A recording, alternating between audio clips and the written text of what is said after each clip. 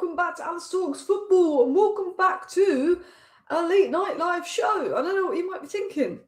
Don't you normally do late night videos? You don't really go live very late, do you? And I don't, unless there's breaking news, unless I haven't done a live in a while. I don't go live late at night, but apparently some juicy stuff is going to come out at 10:30, which is in 9 minutes, between Manchester United. Oh, I just realised my mic was over there. And I was just, I think the audio is probably a lot better now, because I was talking very far away from my mic, so hopefully the audio is better. But apparently some juicy stuff is going to come out tonight. Look, we could be getting clickbaited here. I don't know what's going to come out, because it's going to come out in 8 minutes. But apparently it's something Man United didn't want to come out, or I don't know. Look, there's only rumours. But Amorim Era tweeted, basically, here in the 10:30 embargoed section, which is the second part of the press conference, where apparently Amorim basically called out INEOS or something like that. With Amorim tonight is a bit wild, will speak volumes. And then Beanie Man Sport, who obviously has access to that, said it is wild. I've tried my best, but Man United won't let me upload it. I'm sure everyone else will rip it though. Ha ha. Apparently this is coming out in 7 minutes. Now, what we know in the first part is Amorim was very unhappy. Amorim was very angry. He wasn't happy with the Man United board in the first part. Then everyone starts calling out INEOS yesterday, saying Amorim's clearly not happy. How can they not do anything in January when Champions League football is attainable? La la la. Because remember under Ollie was 8th. Ollie wasn't doing well. They went and brought in a big money signing and Bruno in midfield, and we went from 8th to 4th, and we went on one of the best runs and best football we played in a long time. In fact, that Bruno's the reason we got back-to-back UCL finishes. UCL haven't done in 2 years. So, you know, a lot of fans were rightly calling out INEOS last night. It doesn't matter if you're Amorim in. It doesn't matter if you're Amorim out. We can all admit it. The bigger problem is the ownership. Because at the end of the day, Amorim needs a midfielder if he's going to make it work or not. And if Amorim is sacked, at least the next manager that comes in will have a midfielder to work with. So we need a midfielder. You cannot tell me there's not somebody out there. Camara, we were offered Camara 3 years ago in January, and we said no, he goes to Aston Villa on a free. He's one of the best midfielders in the Premier League. We refuse to do January deals when we need to do January deals. So INEOS was rightly so being called out by the Man United fans. And what do we get today? Anti-Amorim leaks from the hierarchy. Now, some people say to me, but Alice, you don't particularly like Amorim. Why are you annoyed that it's coming out that Vival doesn't like that Amorim does this and Wilcox doesn't like that Amorim does that when you say the same thing? Because it's a leak. I have no issue with Vival thinking Amorim's system's too predictable, because I think that. I have no issue with Jason Wilcox telling Amorim he should move to a back four, because I think that. What I have an issue is this being leaked, because all the leaks in the past have been about INEOS, the board, the hierarchy, backing Amorim, giving him 3 years. Even when Amorim had lost to Brentford, it was very negative. The hierarchy, the board, were not doing any Amorim leaks. They were making it clear they liked him. They kept putting out information that he wasn't going anywhere. The minute Amorim pretty much calls out the board yesterday in his press conference, we get the first set of leaks about the board questioning Amorim. Now, I'm questioning Amorim, so I'm glad the board is questioning Amorim. I'm not complaining that the board is questioning Amorim, because I am. But why is that being leaked? Because Amorim called them out. And whether you like Amorim or not, Amorim calls them out, leaks about the board turning on Amorim. Make the board look better. Make Amorim the scapegoat. Ruben Amorim, I think there's better managers out there. I think another manager could do a better job with this current set of players than Ruben Amorim. I don't think he's good enough for the job, and I think if he refuses to adapt, he will be sacked. But Ruben Amorim is not the biggest problem at Man United. If you said today we can sack Amorim today and bring in a new manager today, or you can get rid of INEOS and the Glazers, I would get rid of INEOS and the Glazers, and I wouldn't think twice about it, and I would keep Ruben Amorim. And I'm not a big fan of Ruben Amorim, but they are the bigger problem. Because you don't buy a midfielder, it doesn't matter if you sack Amorim or not. Because if you do sack Amorim, well, the next manager's not going to have much help. So, yeah, we're waiting till 10:30 to see what's bad. Apparently, it's bad. Like, I don't know. I'm waiting for this to come out. We might be getting clickbaited. But a couple people in the media have said that it's wild. I'm assuming Amorim's called out the ownership. It's going to be out in 5 minutes. And I thought, well, we might as well react to it while going live, see what's been said, because apparently it is wild. I don't know, but apparently, clearly Man United don't want people to see it, because apparently they're not letting Beaniman Sports upload it. I don't know if that's because of copyright issues. Might be just because of copyright issues. They don't like people uploading press conferences anyway, or there's something in there I don't know. I don't know, but I'm getting the impression that maybe Amorim has called them out. So I thought we might as well react to it live. But while we are live, before we get into that, in 5 minutes, I've got a question for you guys. I need to decorate the back of this room. The back of this room has just got cushions in to soften the echo. I need to get a Man United backdrop, and I don't know, just let me know any ideas you have. I don't know if I should just get a green screen and put it behind me and be basic and just get a designer, or do you think I should get some shelves and put my YouTube plaques up and put some Man United posters up? I don't know, just randomly off topic. But if you think there's anything that will make this backdrop look better, let me know, because it's very plain. There's literally just cushions in the background to soften the echo. As you can see, there's a ladybird cushion. I mean, it's red. But it's not very Man United. Put some shirts up. If Beaniman says it's true, yeah, I'm hoping we're not being clickbaited. A lot of people saying put some shirts up. Yeah, I feel like the background is so I don't know if I should get decorations and shelves or a green screen. A lot of people preferring decorations and shelves and street signs. I think that's what I need to do. Do you know what I might do? I might be lazy and ask people to send me Amazon links on Twitter to things they think will look good. Etsy. Okay, maybe Etsy. Maybe we'll go Etsy. We've got to put the plaques up. We've got to put the plaques up. The plaques, of course, a big scratch on one of my walls over here. So maybe posters. I think posters, lights, a backdrop. I think memorabilia. I think a lot of you are preferring that to the green screen, and I do as well. So yeah. But let's talk about, obviously, Ruben Amorim. Let's talk about what's going on, because obviously there was this report earlier, and people were having a go at me earlier for doing a video on this, saying, oh my God, you're just spreading stuff to cause drama. I'm not spreading stuff to cause drama. It's been reported and got millions of views, and I'm giving my opinion on it. Nathan Salt's a good journalist. Look, there's people in the Daily Mail that put out a lot of crap. For me, when I see something's by the Daily Mail, I look to see who's written it. Or who wrote it. And if it's Nathan Salt that wrote it, I think that he's a good, credible journalist who put in a lot of detail. I don't think Nathan Salt is making up this story for clicks. Some people are like, oh, it's a journalist looking for clicks. I don't think Nathan Salt is making up this story for clicks. He's a good journalist. It's very detailed. He's one of the better journalists out there. And I just think it's interesting that there's all of a sudden a bit of tension. Ruben Amorim and Jason Wilcox have been buddy-buddy. They've been very close. We've seen them in videos together. There's a bromance there, and all of a sudden they've become very distant. Is that because maybe their opinion's changing on Amorim? Is that because they're not willing to do anything in January? I don't know what's happened behind the scenes between them two, but it definitely feels like something's happened behind the scenes, because Ruben Amorim went into that press conference yesterday and he looked like he wanted to break down. I don't know what's going on, but Ruben Amorim was not happy yesterday. He was not happy yesterday when he went into that press conference. It was like he wanted to break down. There's tension happening, and people were commenting, but Alice, you don't like Ruben Amorim. This is what you wanted to happen. Why are you now complaining that these leaks are coming out?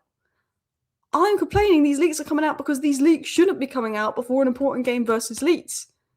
If there's tension between Jason Wilcox, Ruben Amorim and the board, that is fine. I don't have an issue with that, because results aren't great. What I have an issue with is them leaking it. Because I think if Ruben Amorim did not pretty much call them out in the press conference yesterday, I don't think any of this would have been leaked. I personally just think that INEOS are leaking out information now that fans are starting to call them out. Fans were starting to call INEOS out yesterday because they're like, why aren't they doing anything in January? So they're leaking it out just to let you know we are, if you're going to sack an Amorim, because they know that'll make fans happy if they sack Amorim. But why is that being leaked out? And also, people are like, oh, you'll be really happy if they sack Amorim. I think that there's better managers out there, and I think it would be better for Man United to replace Amorim. But I won't be happy if we sack Amorim, because I don't want to get another manager in for him to get the same failure as all the other managers and the cycle continue. I just think that Ruben Amorim isn't adapting. He's being stubborn. His ideas aren't working. And I think that if he's not going to change his ideas, we need to move on from that. But I'd actually be almost upset in a sense if we sack Amorim, because it's like, I wanted it to work. We've now got to find another manager. Even if I think it's the right decision to maybe sack Amorim, I'm not excited for the next manager to come in because he's got to work with the same midfield and he's going to be thrown under the bus. For me, I want Amorim to turn it around. And to do that, he's going to need some investment in January. I want Champions League football, so I want them, because they're not going to sack Amorim this month apparently, to then back Amorim. Because even if you do sack Amorim next month, at least the manager that comes in to replace Amorim has a better chance of succeeding. I want what's best for Man United. But apparently it's out. Okay, we're going to wait until the things have been released. But apparently all the info is set to come out. So let me see what I can find as well. It's being posted.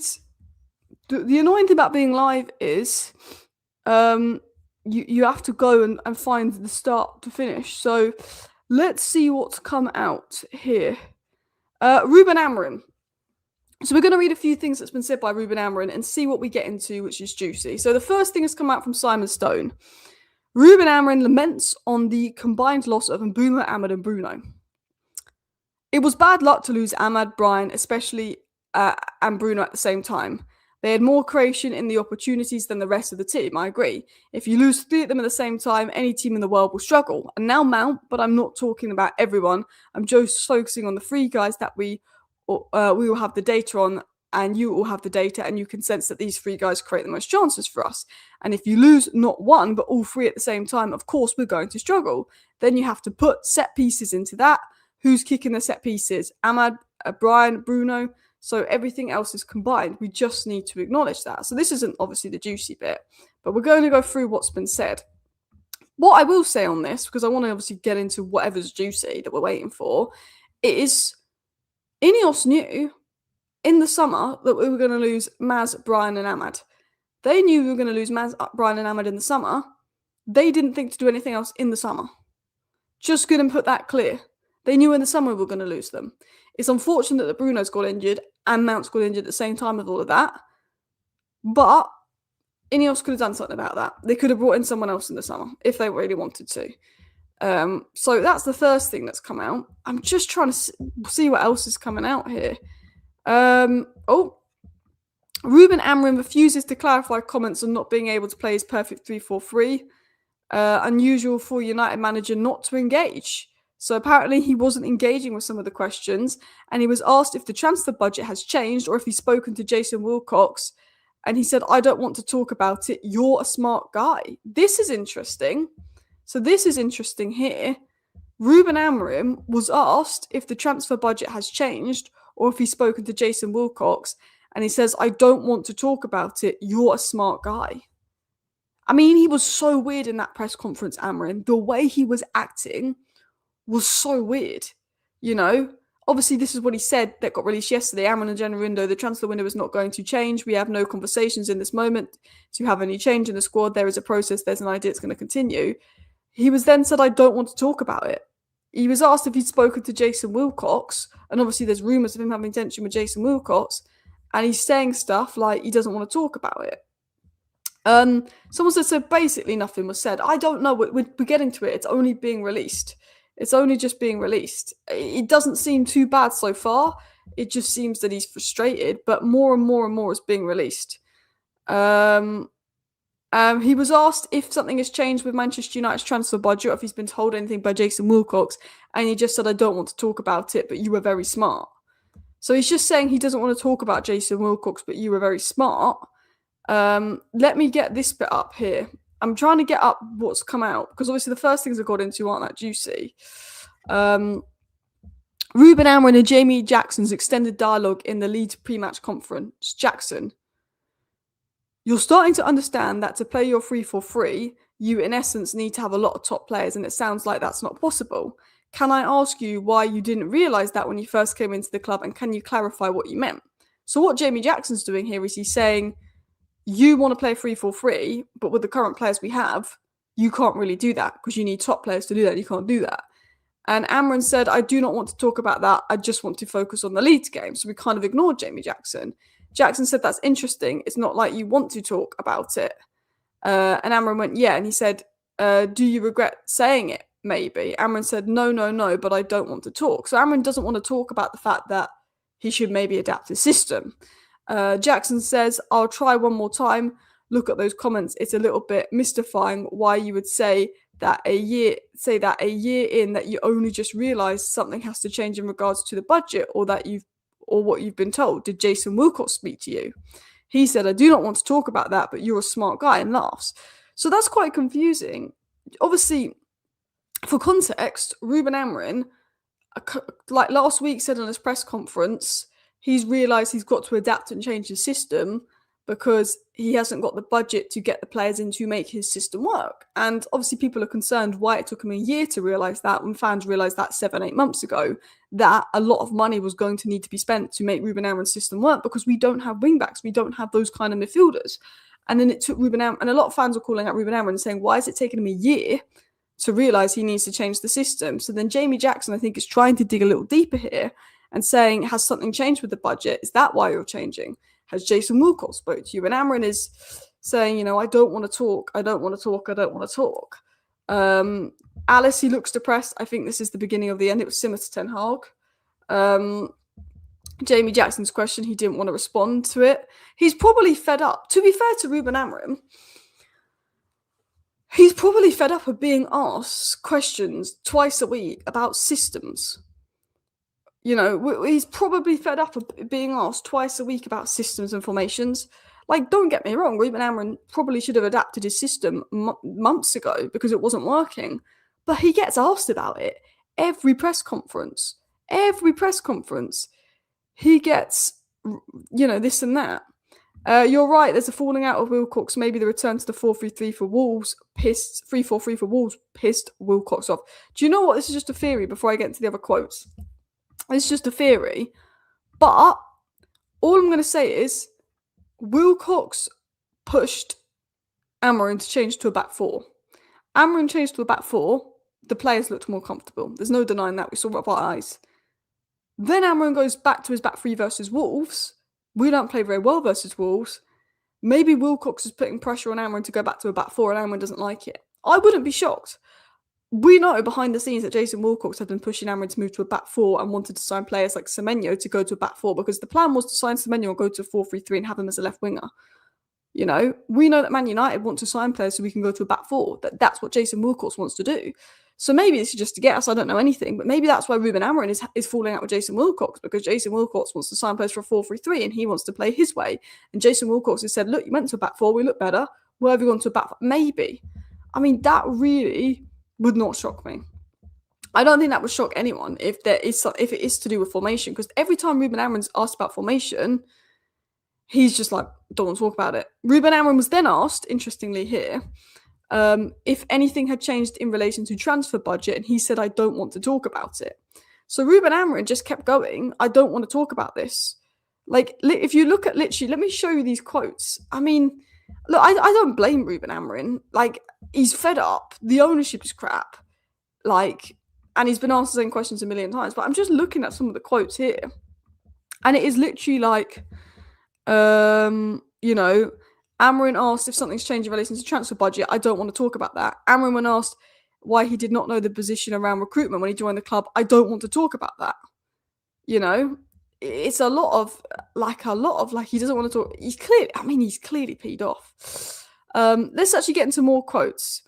Amorim, and if he expects any players to leave this month, he said, guys, we really spoke about that. If you look at our squad, I think it's impossible for someone to leave, but they need to talk to Wilcox. Amorim said, I have a feeling that if we play a perfect 3-4-3, we need to spend a lot of money and we need time. He said, I'm starting to adapt. That's not going to happen, so maybe I have to adapt. So Ruben Amorim's basically been told to change or he's getting the sack, I think. I think going into this here, of course, I'm breaking this down as it comes out. I have a feeling if we're going to play a perfect 3-4-3, we need to spend a lot of money and we need time. He said, I'm starting to understand that that's not going to happen, so maybe I have to adapt. That I think, is what everyone's talking about. Because everyone's saying that this is this big, wild press conference. There's nothing that wild. There's nothing like we've sat here and the media, and there's been rumours that this was going to be some really wild press conference.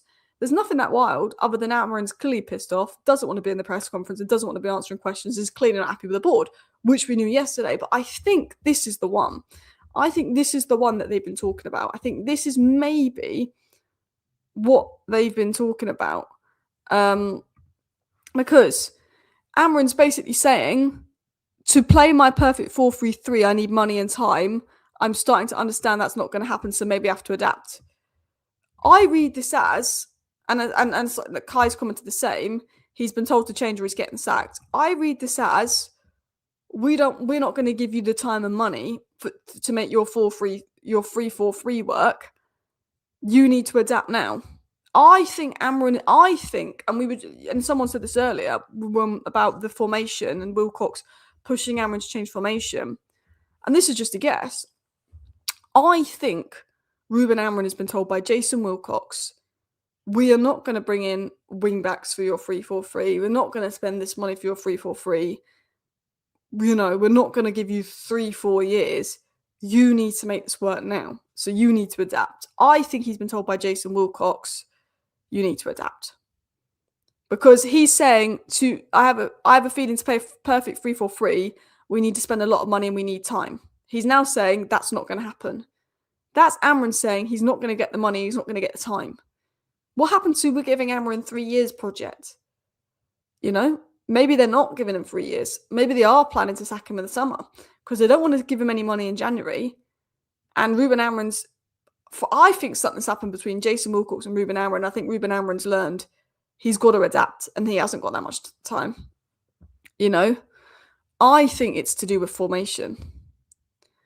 Did everyone forget how many workers have been sacked just to get money? Where do you guys think the money's coming from? Well, if we had 65 million to spend on Semenyo, we have 65 million to spend on the midfielder. Stupid to change formation on assuming the club would get Semenyo. He is never choosing United over Champions League clubs. Well, I think we know that we are better in a back four. Like, we were crap under Ten Hag in a back four, but we were a lot better under Ten Hag than Amorim last season, and we were crap under both. Has Jason Wilcox took his coaching badges telling manager to change his system when the same system had us 13th last season is mental? Well, it did have us 13th last season, but look, I'm someone that had the belief that Amorim should adapt and change his system, and that I think we'd be better off in the back four. Yeah? I have that strong belief, and I agree with Jason Wilcox that we'd be better in a back four. We've seen it. But, of course, Amorim's not going to be happy. Amorim's a very stubborn manager, and if the ownership knew he played a 3-4-3 when they appointed him, there's not their, you're the ones that appointed him. Like, me as a fan, I can say, and you as a fan, we can all say Amorim should play a back four because I believe we'd be better in a back four. I don't think it would be miracles, but I think the club would be better in a back four. And Amorim should adapt. We can all say that as a fan base, Amorim should adapt. But Jason Wilcox brought in Amorim knowing that he plays a 3-4-3 and is now telling him to play a back four. Imagine, the way I see it is, imagine a vegan. Imagine a vegan is in a restaurant and they order meat and the meat comes and then they start asking for tofu. I don't want the meat, I want tofu. But you ordered meat. You ordered meat. Do you know what I mean? Like, why do you... I don't like the 3-4-3.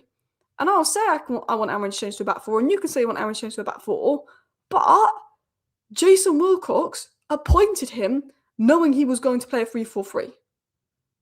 And now he doesn't like it anymore, so he wants a back four. But you appointed why didn't you appoint a back four manager? Because you knew if you appointed Ruben Amorim, we didn't have players to play wing back, so we were going to have to spend a lot of money. And this is what Dan Ashworth raised. Dan Ashworth had a beef, and I know this from a very good source. I know this, and people will choose to believe whatever, but I know this from a very good source of information. That Dan Ashworth wasn't asking for Southgate. That's some absolute BS that they put out in the media to try and justify sacking Dan Ashworth, because all the fans were outraged that you sacked the guy after 5 months after spending millions to bring him in. It was a bad look on INEOS. So they leaked fake information that he wanted Gareth Southgate. That's not true. Dan Ashworth went to INEOS, Berardo, Wilcox, and had concerns about bringing in Ruben Amorim. And the reason because of that was he was saying, we've just spent all this money on Ten Hag. Ruben Amorim's system's so different, we will have to spend a lot of money on Ruben Amorim. If you'd have gone from Ten Hag to, I don't know, someone like Kieran McKenna, for example, or someone like Thomas Frank, for example, not saying that they would succeed at the club, but they wouldn't need as much money spent to make their systems work. Dan Ashworth told INEOS, he plays with wing backs, he plays with 10s, he doesn't play with wingers. We've got lots of wingers at the club, we have no wing backs at the club, we've not got loads of money. If you bring Ruben Amorim in, you're going to have to spend a lot of money. He questioned bringing in Ruben Amorim. He didn't want to bring in Ruben Amorim. He made other suggestions inside the Premier League, like Eddie Howe, for example. INEOS didn't like that. So INEOS was like, he doesn't agree with us. He's not on the same wavelength as us. And they got rid of Dan Ashford because of that. So I don't like the 3-4-3. But you appointed a manager that plays a 3-4-3. When you appointed him, you knew he played a 3-4-3. You got told he played a 3-4-3. You've not given him wing backs. You've not given him the centre mid he wants. We all knew we needed a centre mid in the summer. We couldn't get Baleba, cool, but go sign another midfielder. You didn't. So look, could Ruben Amorim be doing a better job? Yes. But who's more at fault for the issues Man United are in right now? Ruben Amorim or INEOS? INEOS. Because even if you sack Ruben Amorim, I'm not excited for the next manager. Who knows what they're going to get? Do you know what I mean? People are always saying, oh, Alice, you're always complaining about this, you're always complaining about that. But I'm just saying. Yeah. So what do you think the thing was? Well, I don't know. Everyone was saying that apparently, there was a load of beef. I don't know. Like, obviously, before this press conference come up, everyone was saying stuff that hearing it's going to be juicy, hearing it's going to be wild. I don't think we've heard anything that's super juicy and wild. I think the juiciest thing we've heard is it looks like Amorim's been told by Wilcox, we're not going to give you time and money. From what I read from this press conference, I feel like Wilcox has told Amorim, we're not going to give you that much more time or money. You've got to make it work and adapt. Which, to be honest, is my opinion. Ruben, not back him, I give him money. For me, if I was, at Man United, I'd be like, you need to adapt, but we're going to give you the money to help you with that. We're not going to give you any money, and you need to adapt. Even though I brought you in to play this way, I've decided you need to play this way now, and I know you don't want to do that. But yeah. It's just, it's wild in the sense he doesn't want to answer questions. He doesn't want to answer questions. You can tell something's gone down. Ruben Amorim really doesn't want to answer questions. And he's saying, I don't need to talk about that. You can guess what's happened. He was asked if something's changed in relation to Wilcox and the transfer budget, and he said, I don't want to talk about that. And that was an interesting one. Amorim, on whether he thinks risks should be taken. He talks about risks should be taken. He should have taken more risks, Amorim. But a lot of it is, I don't want to talk about this. I don't want to talk about that. That's what Ruben Amorim keeps saying. I don't want to talk about this. I don't want to talk about that. And he's basically said, I'm not going to get the time or money I thought I was going to get. Something's changed. But there's nothing like wild. I think it's just Amorim's annoyed. Like, everyone was waiting to see what was coming out, and I feel like it's a bit of a non-story. Someone said, watch the video, it's a lot better than the transcript. Maybe after this, I'll watch the video, but it's this whole press conference. This is why I've done a live stream. This is why I've done a 10:30 live stream. Apparently, this press conference is meant to be wild. I don't think anything in this press conference is wild, but people are saying if you watch the video and you look at his mannerism, it shows more. Apparently, the video shows more than the transcript. Apparently, in the video, Ruben Amorim looks annoyed. So maybe I'll watch that later. But I thought there was going to be more. Amorim went from, my office is always open. If a player wants to leave, players need to talk to Wilcox. That's an interesting thing Amorim said. My office is always open. If players want to leave, they can talk to Wilcox. I mean, that's weird. Amorim looks broken in this presser compared to earlier interviews. I feel like this is the beginning of the end for Amorim. I'm not his biggest fan, but I feel sorry for him. A lot of people, he does. I'm just watching a bit of the press conference, and he does look broken. He does look broken. Do you know what I mean? He does look broken. I mean, I do feel like it's beginning of the end. I don't know what Alice was expecting. This isn't major confirmation of a breakdown between INEOS and Amorim. I mean, it is. I mean, it is an interesting press conference. Don't get me wrong. I was hoping he was going to be like, the Glazers are a disgrace, F them. Obviously, he's not going to do that. I think this press conference has pretty much confirmed there's a breakdown between INEOS and Amorim. I think that's what's interesting about it. That's what's interesting about it, for sure. It's just, yeah. The one thing I hate about Amorim is that he talks like he doesn't care about what the fans think on the current situation. He doesn't speak like he's bothered in how the team. Yeah, I do. I used to really like Ruben Amorim in press conferences when he first joined. I thought that he spoke very well. And I don't know if it's because Ruben Amorim is fed up of being asked the same questions by some journalists that don't really think outside the box with their questions, that he's kind of got fed up. But I do feel that Ruben Amorim used to handle interviews and press conferences so well. And now sometimes I feel like Ruben Amorim cares more about trying to be proved right in his way than, like, I don't know, maybe doing what the fans want. But then some people will say it's good that Ruben Amorim isn't changing because the fans want him to change, because if he changes because the fans want him to change, it shows that he's weak. So you can argue it either way, I guess. Yeah.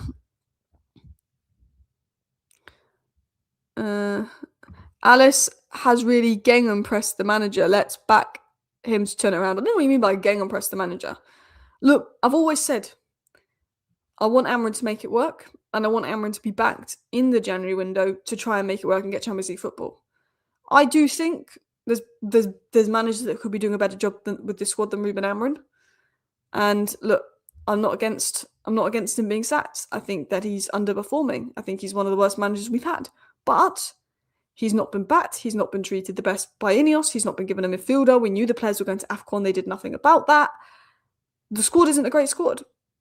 And INEOS, if this is their manager, then why aren't you doing anything in January? INEOS are the biggest issue. Who would you bring in if we were to sack Amorim realistically? Everyone's going to go mental at this. Everyone's going to.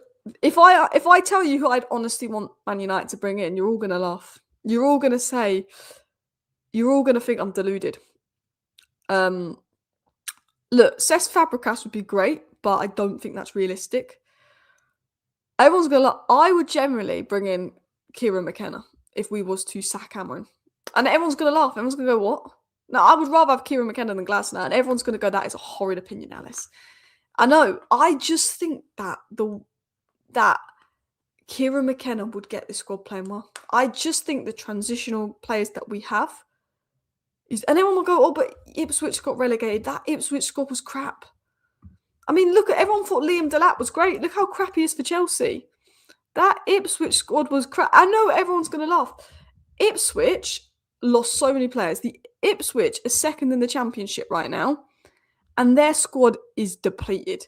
That Ipswich squad, which is second in the Championship, is a 10th place Championship squad because they got raided. They got rinsed. Their squad is thin. Southampton gone down and Leicester gone down, and they're 14th and 13th. Ipswich gone down, they're second, yeah? Kieran McKenna is second in Championship with a crap team. Kieran McKenna, when he did the coaching at Man United, we finished second. The year he took over the main coach, we finished second. But the reason I say Kieran McKenna, and everyone's laughing, I know everyone's like, Alice, you've lost your mind. Surely not McKenna. I know what you're thinking, but I just look at the players we have, how we are better in transition, the way that McKenna wants to play. He would have much better players to work with at Man United than Ipswich. Because Liam Delap was Ipswich's best player. We wanted Liam Delap thinking he was a half-decent player. He's crap. Missing out on Liam Delap, probably the biggest blessing in disguise ever. He's so bad for Chelsea. People think Sesko's bad. Liam Delap, another level of bad. He was their best player. So I just think if he had Mbumo and Cunha and Bruno, I feel like McKenna would do well with this squad. Because I'm just thinking of the players we have, and if we can't spend a lot of money, who would get the most out of the players we have? And McKenna was here and became second. And then he obviously left. I think McKenna. And that might sound delusional and everyone's going to laugh. Maresca came from the Championship after getting Leicester promoted, got fourth with Chelsea, won 2 trophies, now been sacked. I think managers that win the Championship and get promoted from the Championship can do a good job in the Premier League because they know how to manage a team that comes first or second in that league. But people will laugh. People will laugh. I know it's a very unpopular opinion. because he did get relegated. But Vincent Kompany got Burnley relegated, and look at Bayern Munich. People are like, I wouldn't bring in McKenna. You got Ipswich relegated. Well, Vincent Kompany got Burnley relegated, and look at Bayern Munich.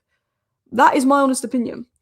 That's who I'd bring in if we was to sack Ruben Amorim. You know, someone said I agree McKenna would drive the squad to the championship. I mean, I knew everyone was going to disagree with that. But can I just show you? You know the squad that McKenna got the second with and coached, because McKenna did a lot of the coaching. We were so bad. The squad that we came second and third with was not great, by the way. Like, it was a lot worse than the squad we have now. But I guess you could say the mid-table teams are better. But yeah, would you prefer Southgate? No, I wouldn't. I would not sack Amorim for Southgate. Ollie left because he failed, but McKenna's a better coach than Ollie. Everyone knows that. Everyone knows that everything good that we did was because of McKenna, not Ollie. You know, Ollie struggled without McKenna. Sir Alex 1 season sorts out. I mean, look, I'd love that, but the man is old. The man is old. We got to leave him alone. He doesn't deserve to deal with this crap that the Glazers have made. Alice, if you're looking at players and transitions, you might as well say Nuno. Nuno's boring as hell. He's boring as hell. The hate because he's Portuguese. Well, Bruno's my favourite player, so don't get that. I'd take McKenna. Yeah, but that's just an unpopular opinion. So obviously we've seen the Ruben Amorim press conference that's got gassed up. Everyone was gassing up this press conference. Everyone was saying there's a press conference coming out at 10:30. It's gonna be juicy. It's not been that juicy. I guess it has been juicy in the sense of it's confirmed clearly Amorim and Wilcox aren't best buddies anymore, but it's probably not been as juicy as we hoped. Eric tried transition football in a back four with these players and it was ugly. Eric tried transition football in a back four with these players, came third and won the Carabao Cup, then tried to go back to possession football and it got ugly. He played possession football the first 2 games of the season. We got destroyed. He then went to transition football with back four. We came third and we won the Carabao Cup. He then went to try possession football again and we got screwed. Like, we were always better in transition, and look, that's not the way it should be. But yeah, I think McKenna can do both. Guardiola's leaving City at the end of the season. If Guardiola wants to come to Manchester United, please do. If Guardiola wants to come to Manchester United, please do. Alice, what's your thoughts on the press conference? Well, it's confirmed that there's stuff going on between INEOS and Man United and Amorim. It confirms there's issues between Amorim and the board. But yeah, I mean, wasn't as wild as people said it was going to be. I just think he was just refusing to ask questions. Amorim has actually responded, because Amorim was the guy that got us all gassed, saying this is going to be wild. So I probably need to change the thumbnail. I'm going to need to change the thumbnail, because the thumbnail goes, this is bad, because this is what we were told. But he's just come out and apologised for gassing us all up for this press conference. I did have a feeling we might have been clickbaited by Twitter. But he said, to be fair, I said shortly after I should have said tense instead of wild. That's my bad. Do you think his refusal to answer questions is quite telling? And I agree. Amorim's refusal to answer questions, Amorim's made it pretty obvious he's fallen out of INEOS. Like, it was a tense press conference. It was a very telling press conference, to be honest. But yeah, it is Amorim's fault that he's not tried to adapt. And I mean, look, Amorim should adapt. All top managers adapt when their ideas aren't working. I think the problem is that Jason Wilcox has clearly told Amorim he has to adapt or he's gone, which maybe Amorim doesn't like. That would be my guess. Amorim should have adapted earlier on.